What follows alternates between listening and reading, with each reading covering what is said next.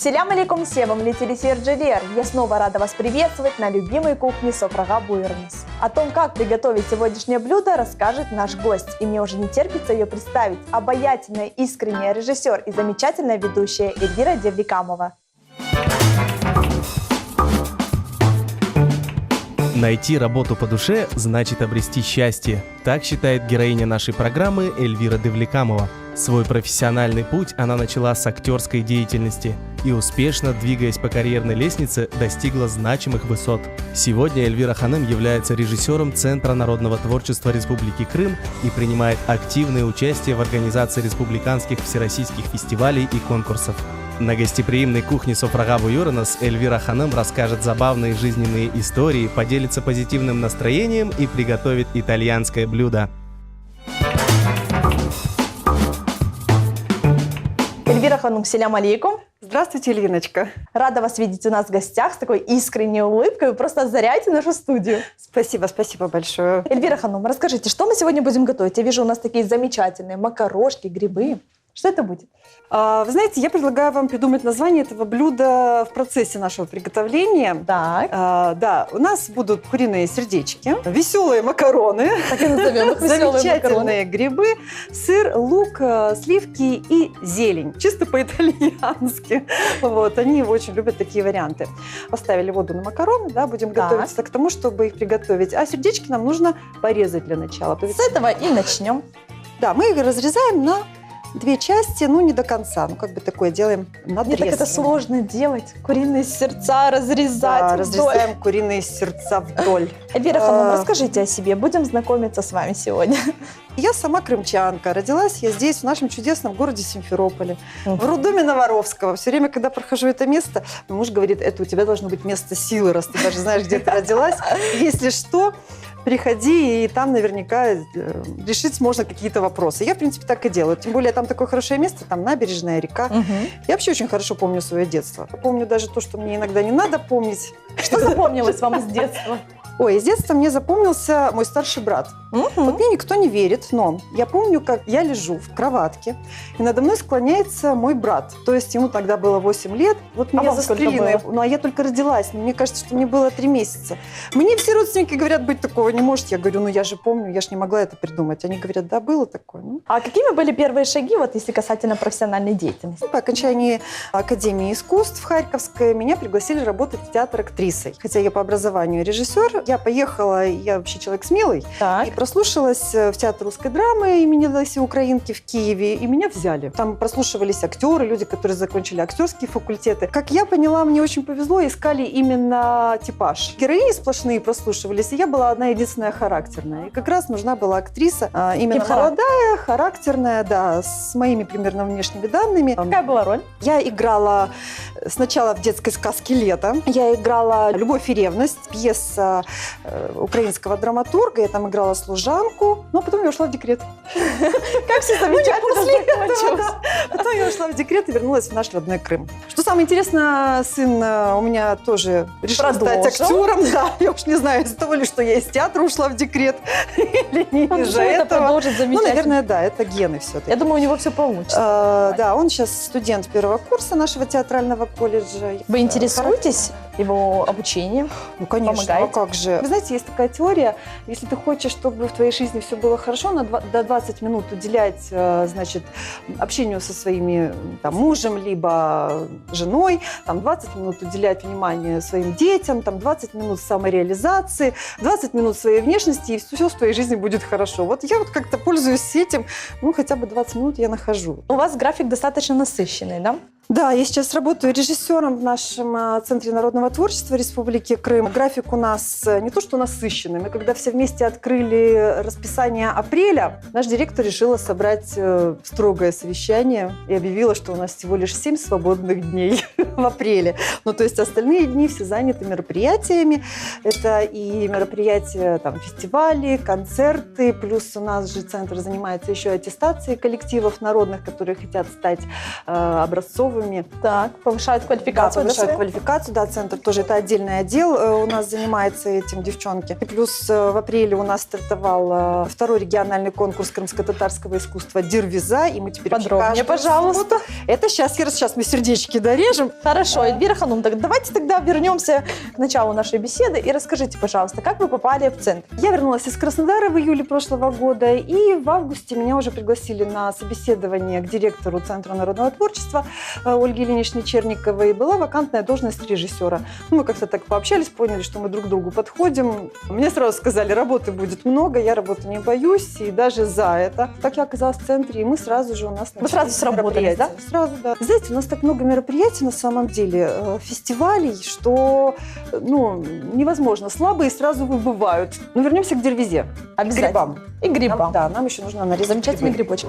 Вот знаете, Режем их красиво. Это как должно быть красиво. Полукольцами. хорошо, Да? повторяю за вами. Конкурс крымско-татарского искусства «Дервиза». Это второй уже региональный конкурс. В прошлом году он назывался немножечко по-другому и носил название республиканского конкурса крымско-татарской музыки, песни и танца. В этом году решили объединить конкурс крымско-татарского искусства и добавить еще разговорный жанр. Доработали. Что это за конкурс? Он проходит в течение практически целого года. С 30 марта у нас стартовали отборочные туры для аматоров. То есть это для любительских коллективов, солистов, исполнителей, ансамблей в разных жанрах. В этом году мы поделили по жанрам. В Жанкое у нас уже прошел отборочный тур для хореографов, в Красноперекопске для вокалистов и в Алуште для музыкально-инструментального искусства. И в Крымско-татарском театре у нас уже прошел тур разговорного жанра. Тоже у нас участвовали только аматоры пока что в этом году. Профессионалов мы тоже приглашаем, но пока что как-то профессионалы у нас побаиваются. Так что я профессионалов призываю даже к тому, чтобы прийти и проявить себя. Я понимаю, страшно, я бы сама не решилась, но возможно, все это возможно. Главное верить в себя. Да, главное верить в себя. Что такое для творческого человека награда? Самая большая награда – это когда тебя признали. И для кого-то награда занять 10 место, а для кого-то не награда гран-при. В этом году, кстати, жюри заметили, что аматоры уже достигают уровня именно профессиональных артистов. Опять-таки, благодаря именно этим конкурсам. Да? То есть они же участвуют, они видят конкуренцию. Они Конкуренцию хотят нужно стать выдержать. лучше. Конечно, они хотят стать лучше, они стремятся к этому. И второй у нас еще только набирает обороты, а как в третьем у нас мы просто будем уже отбирать, с кем хотим работать, а с кем не хотим. А что будет на юбилее 5 Да. лет, представляете? Да. Я думаю, что мы выйдем на уровень всероссийский. Планы именно такие. На 5-й годовщине мы должны выйти на уровень всероссийский. Цель поставили. Потом Конечно. посмотрите программу и Тем скажете. более, мы же, у нас конкурс крымско-татарского искусства, но мы не то что даже разрешаем, мы призываем участвовать в конкурсе представителей всех национальностей, разных. То есть разграничений Ведь, таких нет. конечно, ограничений. главное же, чтобы люди познакомились с искусством тех людей, с которыми живут рядом. Эльвира Ханум, расскажите, как часто вы готовите? И любите ли вы готовить? Готовлю я каждый день, потому что у меня семья. Так, что готовите чаще всего? Так как у меня есть муж и сын, они без мяса как-то жить не могут. Да ведь мужчины. Да. Поэтому каждый день приходится готовить что-то мясное. Очень любят первые блюда. Очень любят у меня мужчины шурпу, кстати, татарскую. Так, Прям с бараниной? шурпа с бараниной, да, очень-очень любят. Очень любят баранину с овощами.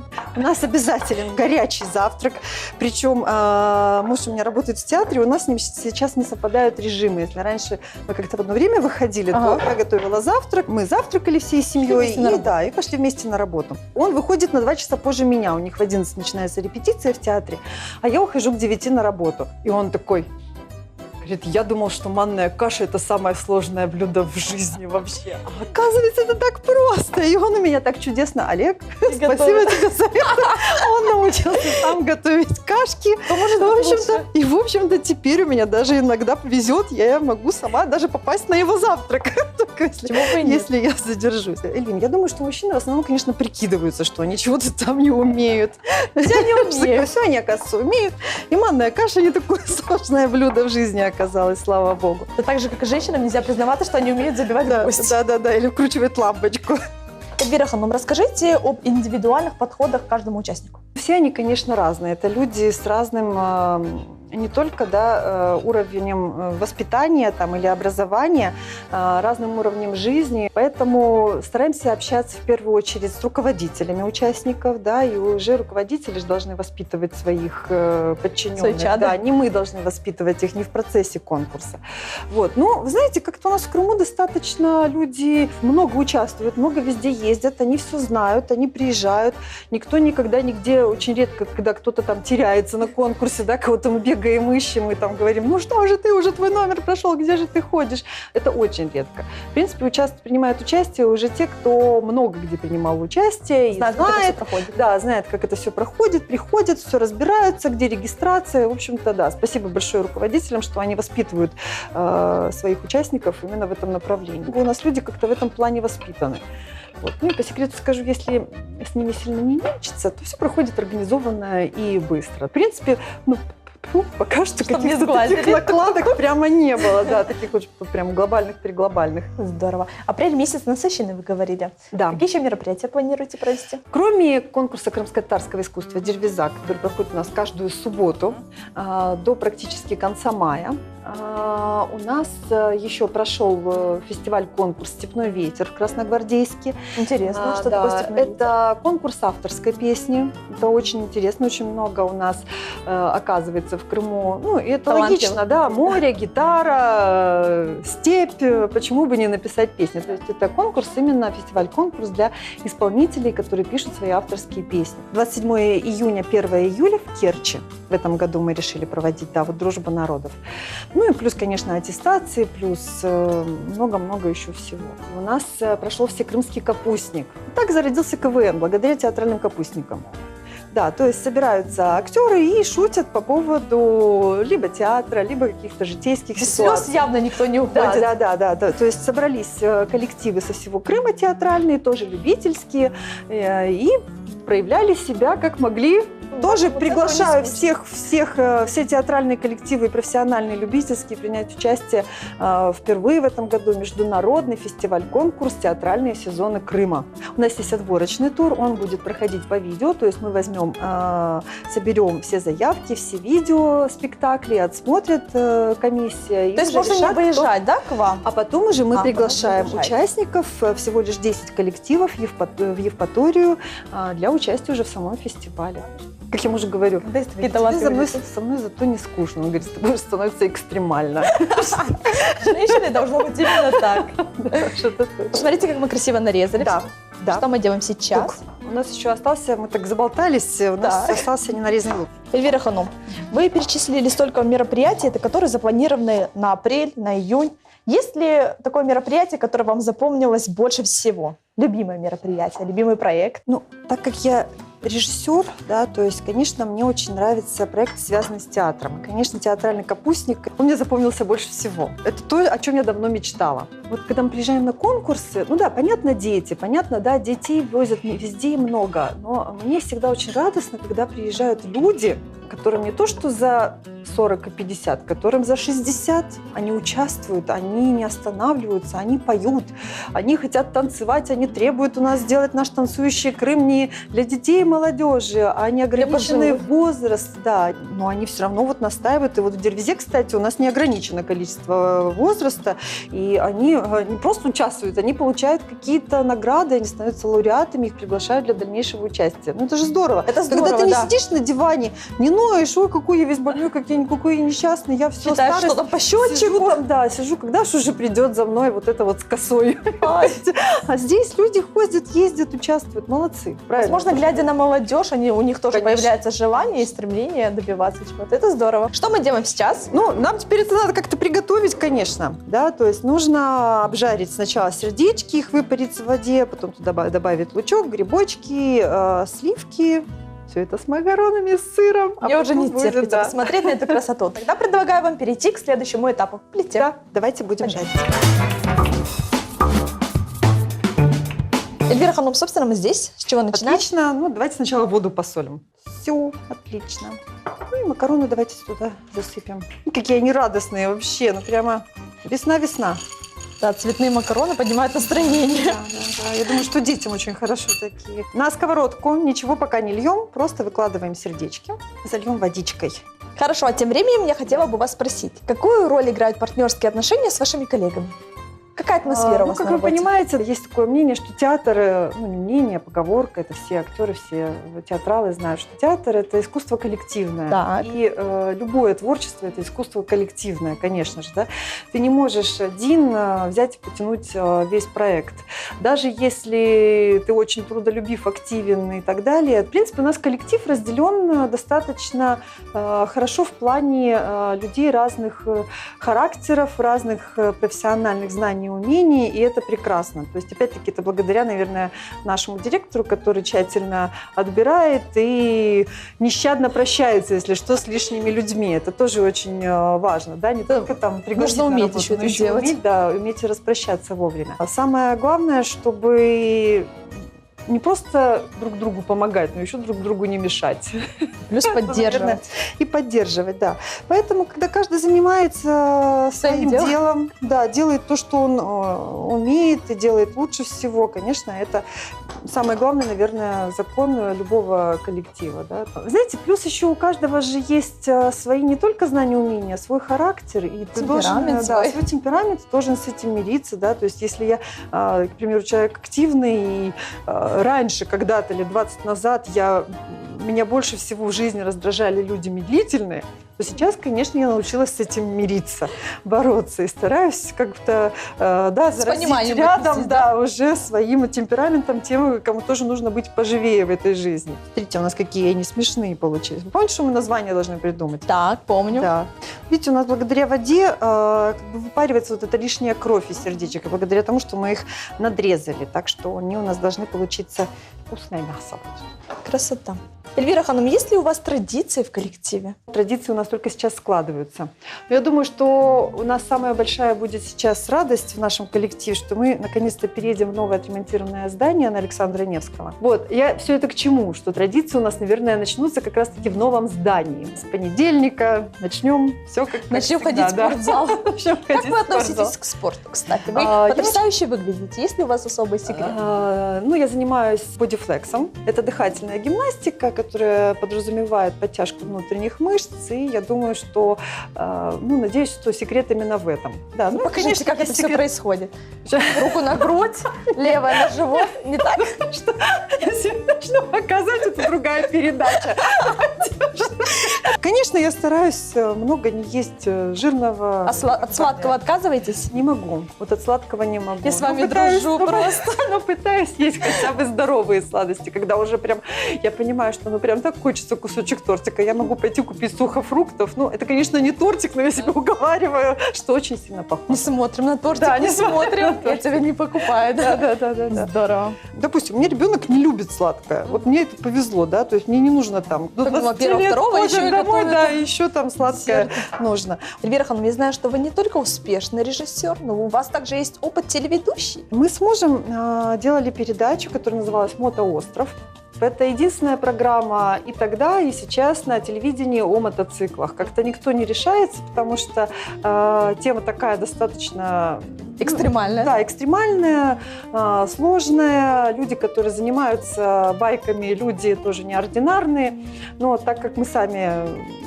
В этой сфере? Ездим, да, на мотоцикле. И нам было просто найти героев и найти сюжеты какие-то о мотоциклах. Кроме того, что мы снимаем, как классно ездить на мотоцикле, мы обязательно снимаем, как нужно ездить на мотоцикле. Да? То есть обязательные правила экипировки, какие-то секреты вождения, кто-то там из опытных байкеров делился. То есть это вот основной такой был закон у нас. Да? То есть не только то, как это здорово, но как и надо еще.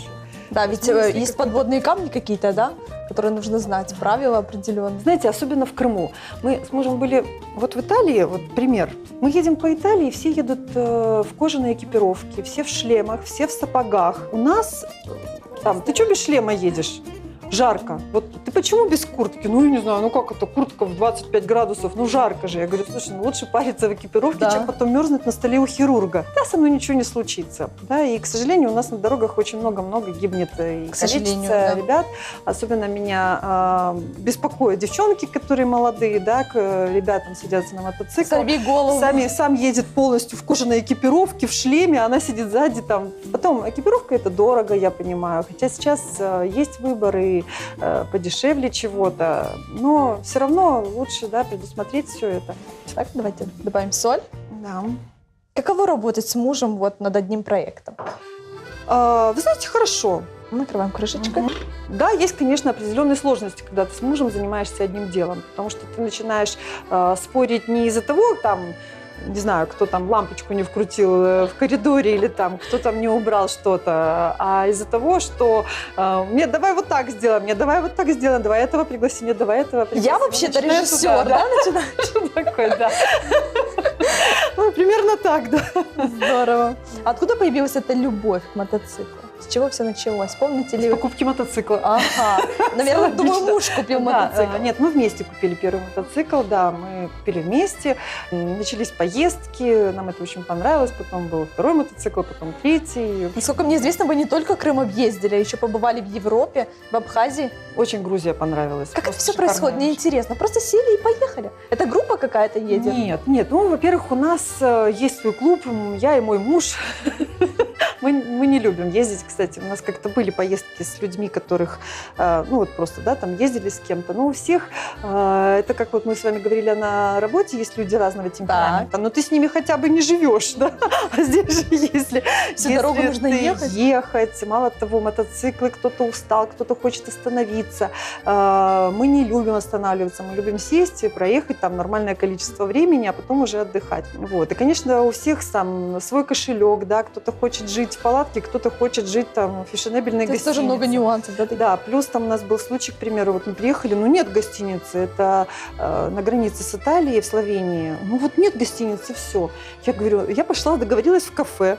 Говорю, ребят, нас пустят ночевать в кафешке, все такое. А девушка, значит, мне такая, нет, не буду ночевать в кафе. И мы потом еще полночи ездили и искали, где бы нам поселиться. Может, под небом переночевать? Я под небом, я могла достать у нас с собой палатка есть всегда в мотоцикле. Все с собой, как здорово. Да, вот, ну, то есть, и после этого я сказала, нет, все, мы ездим только вдвоем, нам это очень нравится, мы знаем, чего мы хотим, куда мы хотим поехать.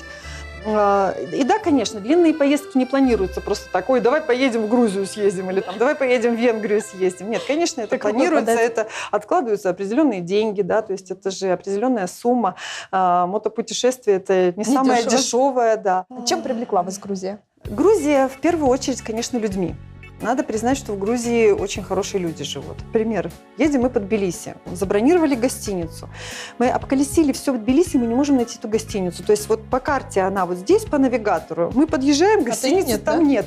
Мы еще раз объезжаем, нас опять... То есть мы крутимся. Тут идет мимо высокий грузин, такой высокий, 2 метра ростом, с сумкой. Такой, и останавливает нас, сам останавливает. Такой, вы чего тут ездите уже 3-й раз мимо меня? А вот по этому району уже 3-й раз объезжаем этого грузина.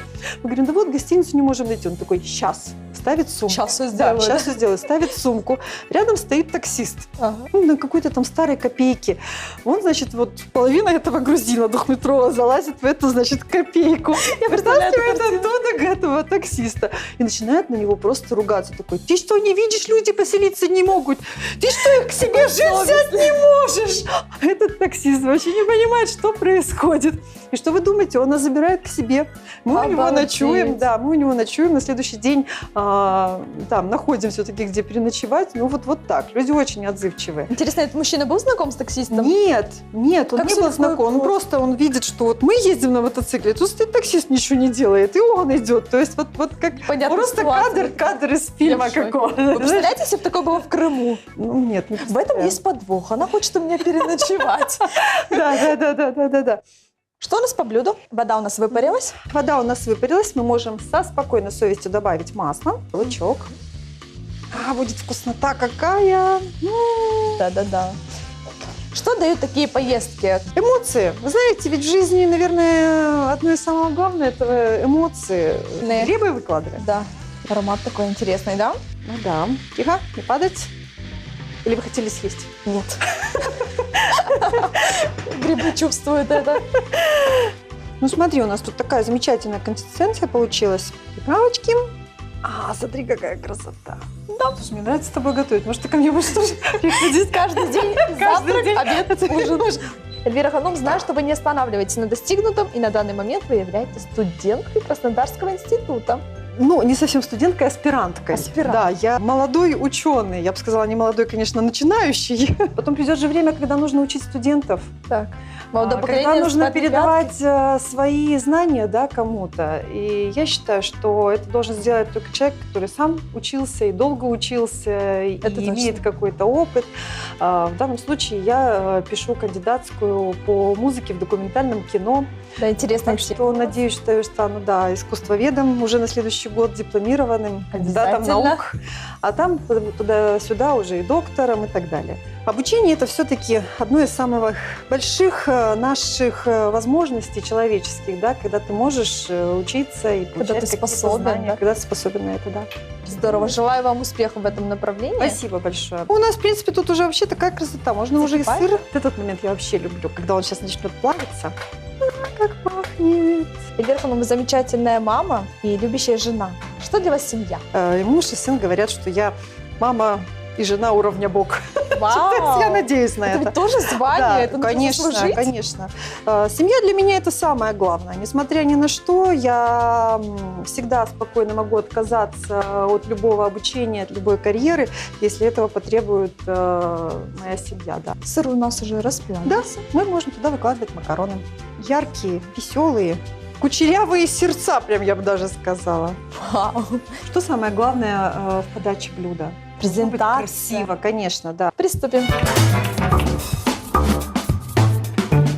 Дорогие телезрители, та-да-дам! Вот результат наших стараний. Настоящее итальянское блюдо. Такое впечатление, что я побывала в Италии, если честно. Эльвира Ханум, интересно узнать, с каким девизом вы идете в жизни? Мой жизненный девиз – это «люби и быть любимой», потому что, наверное, любовь – это действительно то чувство, с которым, которое повергает нас на возможные подвиги, возможные действия и так далее. Вам нравится Хорошо. сегодняшнее блюдо? Мне нравится. Эльвира Ханум, настал тот момент. Ваши пожелания нашим дорогим телезрителям. Можете даже передать привет. Я крымчанам желаю хорошей погоды, замечательного сезона. Я желаю всем любви и счастья, желаю хорошего отдыха, хороших гостей в нашем чудесном полуострове. Конечно, все будет хорошо. Замечательные слова. Мне очень понравился рецепт, с которым вы поделились с нами. Приходите, мы всегда рады вас видеть. Дорогие телезрители, наша программа подошла к концу. Желаю вам неожиданных сюрпризов и незабываемых эмоций. Это была программа «Софрага Буйрнус», а что твоего сын Коршкенджи.